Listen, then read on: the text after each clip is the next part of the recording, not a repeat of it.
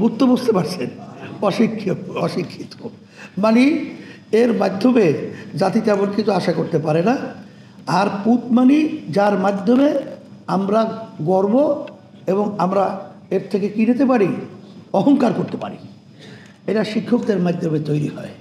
তা সেই হিসাবে আপনারা জানেন যে জাতীয় শিক্ষক ফোরাম ইসলামী আন্দোলন বাংলাদেশ, এটা আমরা প্রতিষ্ঠিত করেছি এর জন্যে আমাদের সর্বশ্রেণীর মধ্যে আমাদের এই যে নীতি আদর্শটা যেটা আমরা লালন করি, ইসলামী নীতি আদর্শ, এটা যেন সর্বত্র পৌঁছানো যায়।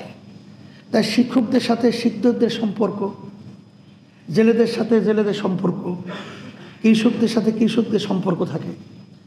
এরপরে আমরা কিন্তু দেখবেন যুব আন্দোলনকালকে সম্মেলন গেল, ছাত্র বিভিন্ন পর্যায়ে, জাতীয় ওলামা মাশায়েখ আম্মা পরিষদ, আলহামদুলিল্লাহ।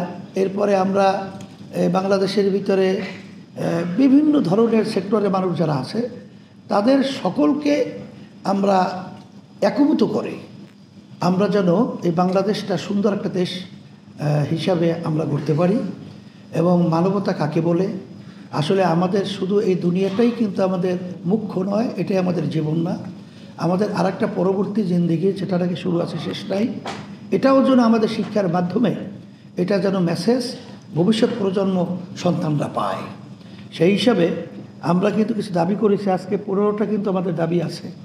এই দাবিগুলো আলহামদুলিল্লাহ আপনারা দেখবেন এবং আপনারা সেটা বাস্তবায়নের জন্যে সর্বদিক থেকে আপনারা সহযোগিতার চেষ্টা করবেন। এর ভিতরে একটা দাবি কিন্তু আমাদের আছে যে আল্লাহ রসুল সাল্লাল্লাহু আলাইহি ওয়াসাল্লাম বলছেন, তলাবুল ইলমে ফারিজাতুন আলা কুল্লি মুসলিম, প্রত্যেকটা মুসলমান মহিলা পুরুষ তাদের ইলমে দ্বীন শিক্ষা করা ফরজ। আর ইলমে দ্বীন এমন একটা শিক্ষা যেই শিক্ষার মাধ্যমে মানুষকে মানুষ তৈরি করে। আমি ওদিকে ব্যাখ্যায় যাব না। বাংলাদেশ যারা পরিচালনা করেছে এদের ভিতর টিআইবি একটা সংস্থা, তারা যে 100 এমপি মন্ত্রীদের মধ্যে জরিপ করছিল, তদন্ত করার পরে তারা যে ফল প্রকাশ করেছে সেই ফল আপনারা দেখবেন 97 জনের মতো এমপি মন্ত্রী পাইছে দুর্নীতিগ্রস্ত, মানে চোর। আর 3 জনের ব্যাপারে তারা মন্তব্য করছে 3 জনও চোর, একটু কম চোর। বলেন তো, এদের মাধ্যমে যদি দেশ চলে সে দেশে মানুষ কি আশা করতে পারে, কি আশা করতে পারে? আব্দুল হামিদ সাহেব প্রেসিডেন্ট ছিল, সে আমাদেরকে যখন আহ্বান করেছিল আমরা সংলাপের জন্য গেছিলাম। আমি প্রেসিডেন্টের পাশেই বসা, তখন আমাদের আশরাফ ভাই একটা কথা বলছিল যে প্রেসিডেন্ট সাহেব আপনার একটা কথা বিভিন্ন জায়গায় আমরা একটু উদ্ধৃতি হিসাবে এটা আমরা বলে থাকি। কি কথা বলে? আপনি বলেছিলেন যে বাংলাদেশে প্রতি বছর যে দুর্নীতি হয়, অর্থাৎ চুরি হয়, এই দুর্নীতি এবং এই চুরির টাকা দিয়ে পদ্মা সেতুর মতো একটা পদ্মা সেতু তৈরি করা যায় প্রতি বছর।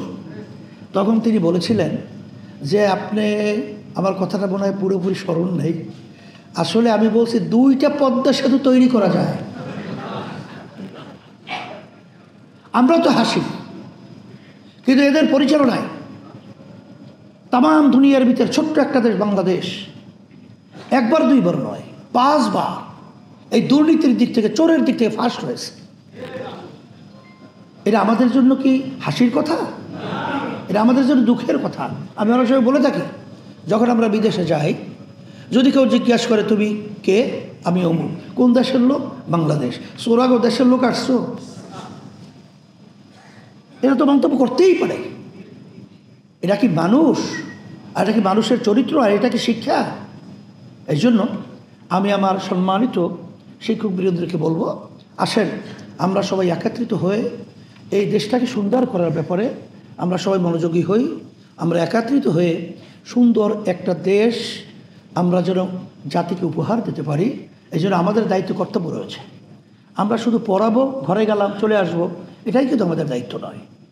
আমাদের কিন্তু দায়িত্ব রয়েছে এই দেশটার ব্যাপারেও। এই দেশে আমি জন্মগ্রহণ করেছি, এদেশ ভালো মন্দ সুবিধা ভবিষ্যৎ, আমাদের ভবিষ্যৎ প্রজন্মসহ এরা কিভাবে আমরা গঠন করব, তারা কি করবে, সেই বিষয়টা কিন্তু আমাদের নজরে রেখে আমরা সামনে পথ চলব।